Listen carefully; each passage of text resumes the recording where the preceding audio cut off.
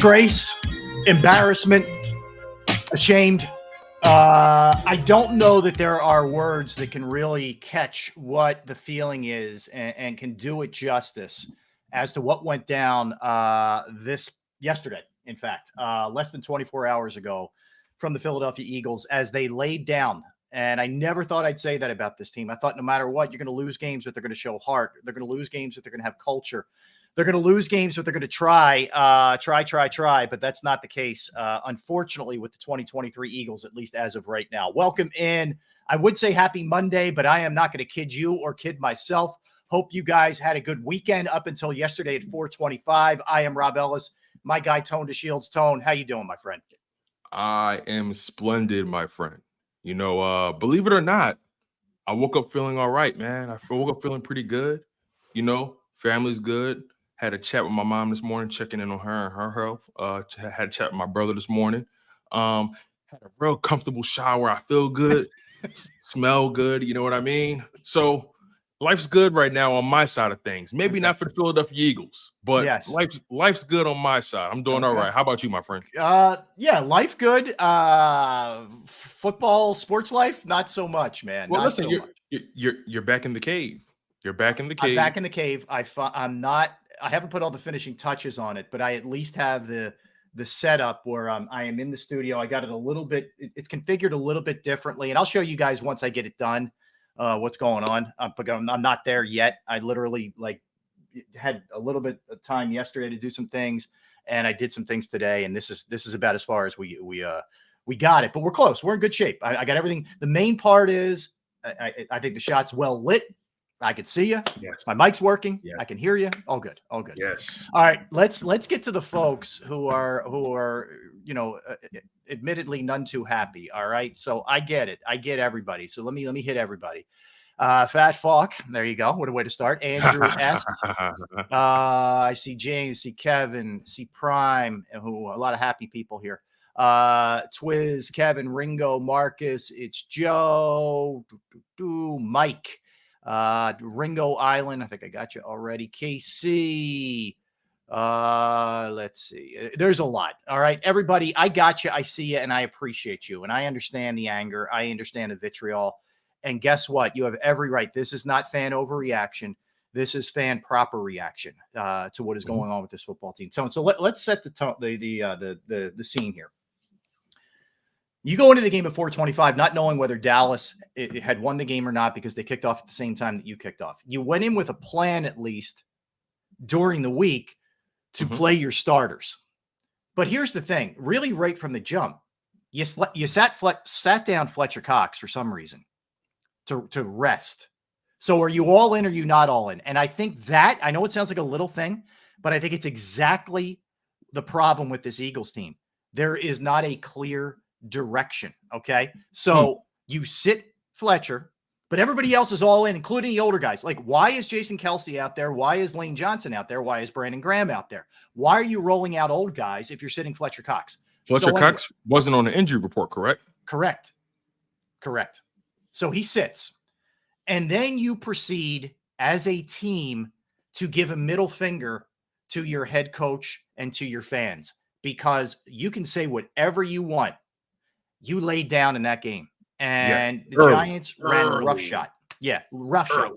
24-0 at the half, when through most of that half, you were playing your ones. Like, if you're out there and it's Tanner McKee and it's dudes you never heard of in your life who won't be with the Eagles, in the future or whatever, okay, I don't like it, but okay. That wasn't the case. You were trying to win that game, at least in theory, trying to win the game, and you went out and you got your doors blown off in disgraceful fashion. The funny thing about it is you and I spoke about this last week, and we said, hey, play the starters because, they can use more reps, in my opinion. They need a confidence booster. Of course, we were weighing the options because of the turf, and we looked at it as you need some kind of positivity going into the playoffs. You need something, right? There were some people on the other side of the fence saying, look, at the end of the day, it is what it is. Just sit your starters, get ready for the playoffs. Some people had the angle of, well, you also still have the division to play for. You mentioned it earlier. You didn't know what the Cowboys, they bounced them, they rolled them, but still you had no idea how that game was going to turn out at the end of the day. So you had to at least shows some will to fight for the division still. Based off that performance we saw yesterday about the Philadelphia Eagles, they were better off sitting everybody. Yes. You were better off sitting. That was a lackluster effort. That team and Eagles fans, today we're going to have today's going to be a day of reckoning. We're going to have a day of honesty, a day where our feelings are not trumping the facts. Right. Okay. I think this is an important moment for us, Philadelphia, because we had to now look at this team and this coaching staff for who and what they truly are. And they are quite literally an accident that's already happened. You feel what I'm saying here? 100%. This 100%. team quit on Nick Sirianni yesterday. Yep. They quit on him. Yep. There's no other way to describe what we saw. I saw no effort. The offense couldn't. There was a point in time where the offense only had about 20 yards with the offense. Yep. You know what I mean? Like they have no identity. They have no response to the blitz. This is why I look at this coaching staff as utter failures, right? And also, by the way, Jalen Hurts is regressing. Yes. Let's not be afraid of what it is. Yeah, we need to address this, and we're going to address it. Listen, His you numbers guys, are way down. I'm a Hurts guy. I have Hurts memorabilia. Yep. I rock with the guy. Best believe that. I'm wishing for success. But right now, in his present situation, although the stats, we were just talking about it last week as well, his stats are better than last year, but the turnover bug has bit him in a big way this year. I don't think that will continue, but he needs to get, in order for him to get where he wants to go, or in order for him to get where he needs to go for the city of Philadelphia, for the Eagles, it can't be under the watch of Nick Sirianni. No question. It can't. It's done. This team quit on him. He has no answers. Wink Martindale was one of the most, I'll put it to you this way, Wink Martindale has no poker face. No, and you know what you're getting. Exactly. Yeah. You know what. I'm so glad you said that, Rob. You know what you're getting. He's not a box of chocolates. Nope. You know what I mean? There's no mystery behind what he does. He's kicking the door through and like, this is what it is, fellas. Let's go. You know what it is? Wink Martindale is what you call procedural drama. Yeah. You know the formula to all these shows, Law CSI, Law and Order. You know how it ends. You know how crime it goes. happens, detectives you know get involved, and then we're in court. You know what it is. Exactly. We know how this thing ends. Yep. So how haven't the Philadelphia Eagles coaches, most notably the offensive side, Nick Sirianni, Brian Johnson, Kevin Patullo, how haven't you guys been able to come up with, I don't know, an answer for when Jalen Hurts is blitzed? I'm having a hard time understanding what their jobs are. I'm having a hard time understanding what they've been doing for the past 3 years. All we hear is, the NFL level, these guys live at the facility. They're there 24/7, blah, blah, blah. Oh, okay, fine. What is happening during that time? What are you devising? What's the game plan on both sides of the ball? You knew what Martindale said, I'm blitzing, and he blitzed you, and you couldn't handle it. Then the other side of the ball, the same mistakes we've seen all year. Dudes are wide open. Nobody's within the same county of them on a couple of those plays. Wan'Dale Robinson is basically, he set up a lounge chair, a Barca lounger, got a drink, had some chips, and was like, oh, hey, Tyrod, I'm right here, man. Oh, okay, there it is. Hold on. The window Tyrod Taylor was throwing to was insane. It's the Grand Canyon. And you saw it on the first drive. Yeah. Our guy M. Reyes in the live chat says something very interesting that I appreciate him for. Thank you, Reyes. He says, good teams get through tough times. Well, guess what, Philadelphia? Thank you, Reyes. I really appreciate you for locking in. Guess what, Philadelphia? The answer is right here in this statement. Good teams get through tough times, but guess what? The Philadelphia Eagles aren't a good team. It's, that's Reyes doesn't realize he gave us the answer. Right. Thank you, Reyes. I really appreciate you, my friend. Thank you. So you're right. They're not a good team. They can't get through these tough times. They cannot get through these tough times under this regime, under this leadership. It's over. It's over. Yeah, I'm just shocked, Tone. I am. I'm left, and I shouldn't be after the way the week before went against the Cardinals. But I honestly, there was still a glimmer, like a sliver of hope for me, that they would realize what's in front of them. Go out there, and even if you won and Dallas won, that's fine. You put yourself in that spot. But I go out there and play hard, and they didn't play hard. To me, I'm sorry, man. there's a lot of things I can tolerate. I don't like it, but I'll tolerate it. Like if the Eagles had just lost yesterday and they went balls to the wall and it was 41-38, I wouldn't have liked it, but okay. Even if it was 21-20. Yeah. This was absolutely unequivocally a team that just said, I'm not really interested in playing this game. And the playoffs start next week. And all we're going to hear, brace yourself, for the next 7 days, and the Eagles don't play till Monday. The next 7 days, all we're going to hear is everybody's 0-0 at this point. That's what we're going to hear. Don't take the bait. That's what Darius Slay tweeted. Did you see Darius Slay's tweet? He tweeted saying, 0-0, baby, let's go. What? What? Don't take the bait, man. Don't take it. It is the only thing, and it's the only thing they have to lean on. It's the only crutch that they have is the everybody's 0-0 at this point. Okay? Don't believe it. Don't believe it when you hear it. I get it. Everybody's 0-0 at this point, but we've also watched this thing crash and burn to the end. And look, I think Tampa's a bad team, but at least to Tampa's credit, they have closed the season out in a strong way. Tampa's 5-1 in their last 6. I don't think they're good, but they've won 5 of their last 6, which means they showed a pulse. The Eagles haven't shown a pulse. They probably should have lost Christmas. They lost to the Cardinals and they lost to the Giants. This is not the gauntlet. This is not San Francisco and Dallas and at Seattle and blah, blah, freaking blah. This is bad teams that you've lost to. And guess what? People can say all they want. Oh, the Buccaneers are a bad team. They're not good. Oh, hey, listen, they're good enough to beat the Philadelphia Eagles right now. Or I'll put it to you this way. The Philadelphia Eagles are bad enough to lose to them right now. Mm-hmm. I'll put it to you that way. The Eagles are bad enough to lose to the Buccaneers. The Eagles are bad enough to lose to the Giants, to the Cardinals. How can we sit here with a straight face? I don't care who's healthy and who's not. We saw all season this team has not been playing up to par, no matter who the opponent was. Did they have moments that gave us cause to celebrate? Hell yeah. Mm-hmm. This season, up until 10-1, they were exciting still. Yeah. You know, they had these moments. They gave you this drama, this theater. It was fun to talk about, fun to watch, fun to experience. But now we're on the receiving end of final cuts at the casting call. Mm-hmm. And we are not in a good place, Philadelphia. We are not going to get the role. We are not going to get the girl at the end of the movie. Mm-hmm. We are not going to lead the party with the prom queen. This thing is done. Yeah. It's done. Players are already booking their off-season plans. This team quit on Nick Sirianni. This team is not winning a playoff game. How can we sit here definitively with confidence and say this team is winning a playoff game, regardless of who they're playing against? 2 things jumped out at me yesterday. One before the game, one after the game. The first one before the game, Jay Glazer of Fox Sports, who is a legitimate insider, like gets stuff that nobody else gets. So he says, before the game this week, A.J. Brown held a team meeting and basically implored the players, no matter what is called by the coaches, buy in and do the best that you can. So 2 things off of that. 1, I commend him for trying. At least he's trying to bring these guys together. Okay. Why isn't Hurts calling these meetings, by the way? It's a great question. So when I say this, it's not a knock on A.J. Brown because I'm giving him props, first of all. Mm-hmm.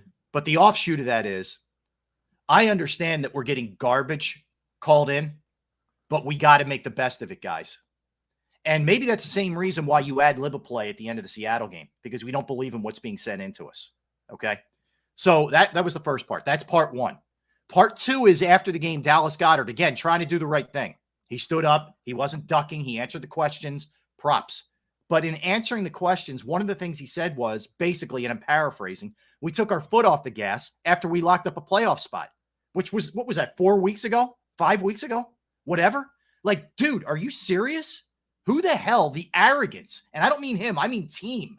The arrogance, if that's what went on, that you took your foot off the pedal and you weren't as locked in as you should have been to close out the year because you got a playoff spot. Who freaking cares you got a playoff spot? This team got to the Super Bowl last year. Your objective is to win the Super Bowl. You're not some team that's begging to get in, that's just happy to get in, like Cleveland or Green Bay or whatever. I heard that and I'm like, what? Rob, here's the thing. This isn't the NBA where no matter where you're seated, it doesn't really make a difference, right? It's the NBA. You get into the playoffs. You know, once you get in, it's series on series on series. You have plenty of time to work things out, right? Yep. This is the NFL playoffs, right? So getting into the playoffs is never just enough. You want that bye. You want home field advantage. All those little intricacies matter in the NFL playoffs. And they took their foot off the gas 4 weeks ago when they secured the playoff spot. What are you, the Packers? Right. What are you, the Buccaneers or the Just Rams? happy to be there, man? Is that You're where just we're happy at to now? be there? Or you're What are- satisfied? Or you're what are we- good enough? Listen to this. Listen to the arrogance, dude. You're good enough that you can just take your foot off the gas and crank it back up on Monday night against Tampa? Really? You believe that? Oh, I don't believe. I'm at a point. Listen, Rob, I'm at a point now. I don't believe what I hear. Mhm. I don't believe what I see. And I'm paying very close attention to what's not being said and what's Correct. not being shown. And I look at this team and I don't see fight. I don't see effort. I don't see commitment to You know their what you don't see? to their coaching staff. Right here. Right there. Mm. Not a boob. Ticker. Heart. I wasn't. Oh, I pointing was my going to. boob. I was. Although they say, played like boobs. I was going to say the letter N. I mean, Yeah. but nonetheless, though, you're right. Where is the conviction? Like you said, you sit Fletcher Cox, but you play Kelsey and Artie. There's no in between. It is it or it isn't. Nick Sirianni, you know what it is? Like, maybe, and I never gave him hell for this, but maybe it's time we really start to really take into consideration. Maybe that press conference was a microcosm to how he handles business in his locker room, or how he handles business, right? He's a bumbling, mumbling fool who has no answers and can't do anything in a high pressure, high leverage situation. I think it's a great point. I think what you ask yourself now is, was that team so superbly talented last year that they were going to overcome any type of coaching? Like they were at such a disparity of talent compared to other teams other than the Chiefs that it didn't matter who you played. These guys were going to overcome it. And that's part one. And part two, you obviously had a really smart offensive coordinator in Steichen. And you had an easy schedule. That's 3. You had the easiest schedule in the NFL, one of the easiest paths to the Super Bowl. Yes. And for all the people who want to hate Gannon, he's 1,000 times better than this crap that they've rolled out with Desai and Patricia. Okay. So you had better helpers, right? You had an easier schedule. You had more talent. And now we're seeing, when everything isn't lined up pretty perfect for you, what's happening. And you even started the season 10-1 still. So you still were on somewhat solid ground. Mm-hmm. And I'm considering this. You tell me if you feel differently. I think this is an all-time collapse. Oh, like this rivals those years where they lost to the Panthers in the playoffs or the Buccaneers. Like this I mean, the this playoffs is haven't worse. started yet, but at least they got to an NFC Championship game. Those teams. Very good point. Let me put it in perspective here. All right, so they're the first team ever to start 10-1 and not win 12 games. First team ever to do that. They're the first team since 1986 to start 10-1 or better and only finish with 11 wins. That's the 86 Jets. We're the only other team. Like, this is historical, not just for the Eagles. This is league-wide historical collapse.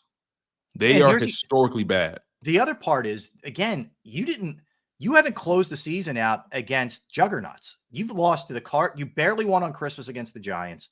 You lost to the Cardinals, and you lost to the Giants to close out your year. That's how you closed out your season. So it's like, I'll maybe buy the excuse that you're playing the Niners or the Cowboys or somebody else really good. Maybe I'll buy that, but you're not. And the other thing is, the comparison between the earlier in the season Eagles and this one, they're totally different teams. It might as well be different seasons. That's how different it is. Like later we'll talk about the Bucks. Dude, when they played the Bucks, that might as well have been 30 years ago, that game against the Bucks. A tale of 2 seasons. That's exactly what it feels like. Here's the thing, right? We talked about the talent from last year, and they're a talented offense. Here's the thing: when there's a gift and curse to having talent when you're a head coach, right? Obviously, They make whatever you call out there look good. Yeah. They make everything look good, right? But also, when you're not calling a good game or not having a good stretch in play calling or game planning or preparation or whatever, or the message is not landing, when you have talented guys in the building, when you have veterans who won before, who know what it looks like, who knows what it sounds like to hear winning culture, winning speech, they can sniff out a fake. They can sniff out a fraud. They can sniff out someone who's really not built. Agreed. How they portray themselves to be. Yep. They've sniffed out Nick Sirianni.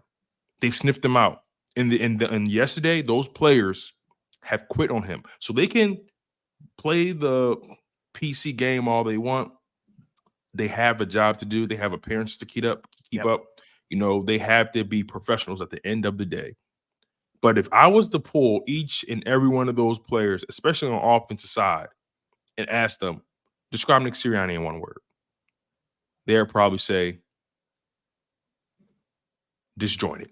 Yeah, you know what they'll say? If you give them truth serum, okay? They would say, nice guy. And then my follow-up would be, okay, he's a nice guy. Do you respect the way that you're being prepared by him? Do you feel like he has answers to fix things that are issues? And you know what they would say? They'll say, I mean, he cares. No. That's not what I asked you, though. Correct. Everyone cares about their job. Is he the man that you trust to lead you through the tough times, through the wartime, not just when it's peacetime? Do you trust him to have the answers when things are going left? Yeah. And I bet my bottom dollar they all will say no. Same here. And so that's the issue. I don't like, it's all well and good that they like him as a guy and he'll have their back and all that. That's great. But when in times of trouble, you need someone who's got a plan to be able to get you out of a situation. And I don't feel like they feel like, and let me also just say this. I'm not excusing them either. Like, dude, where's your heart? Oh, no. We have a full show to flush this out. Yeah, we'll get into that. But just know, people, this is not just a coach issue. This is a player issue too, where guys aren't giving their maximum effort, in my opinion. But I think, Tone, they would say we like him, but you know what? At the end of the day, I don't think we're buying into what he's preaching. We don't think the answer. And also before we go to break, Jalen Hurts has to wear this. Yeah, Jalen Hurts, the franchise quarterback, Philadelphia. As much as I love Jalen Hurts, he has to wear this just as much as everyone else in the building, without a question. Because although numerically he did not have a bad season, when you look at the other numerics, such as the turnovers, bad season. Correct. They overshadow a lot of the great things he's done. So, on top of that, he has not still been able to respond well enough to the blitz to be productive. Correct. Typically in the blitz, they send more guys at the quarterback than guys that are in coverage. Yes. You mean to tell me you can't find nobody open? No, off the blitz. You mean to tell me you can't sense or tell where the blitz is coming from? Typically, wherever the blitz is coming from, that's where the open guy is. Correct. It's a hot read. Yeah. So let's do that. Let's dig into the offense when we come back. All right. Yes. And we're going to start with Jalen Hurts and the R word, which we're all afraid. Everybody's afraid. You know what? He's regressed. And whether that's coaching, whether that's him, whether it's a combination of both, whatever. Let's get into it. We'll get into that when we come back. We're going to do the defense. We'll look at Tampa. We'll look at all the playoff matchups. A lot of firings today. The Turk came for some people today. That's for sure. All right, let's talk about Bravo Pizza of Havertown. We might need some Bravo to get us through this day. Bravo Pizza of Havertown. Thrilled that they are a sponsor of the show, the channel. I've been going there since I was a kid. They've been family-owned since 1985. You got Alex and the great crew there 7 days a week. They have all different kinds of pizza daily. 20 different styles, in fact. They have slices to go. They have the you name it, they'll make it specialized your way. But it's not just pizza. It's fresh pasta, sandwiches, wraps, wings, salads. Bravo Pizza of Havertown is also committed to the community. They have fundraisers for charities, for schools, for little leagues, where the proceeds go to those organizations. You can follow them at the Bravo Pizza of on Instagram and Facebook for daily specials and promotions. They're located at 1305 Westchester Pike, Manoa Shopping Center in Havertown, Pennsylvania. 1305 Westchester Pike, Manoa Shopping Center, Havertown. Give them a call, 610-446-3810, 610-446-3810, Bravo Pizza of Havertown.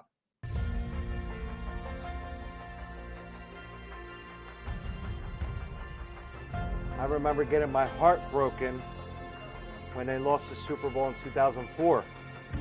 We're big Eagles fans. We moved to South Philly because of the Eagles. When they won, we went straight to Broad Street, and everybody was going nuts over there, and it was just a memory that you'll never forget.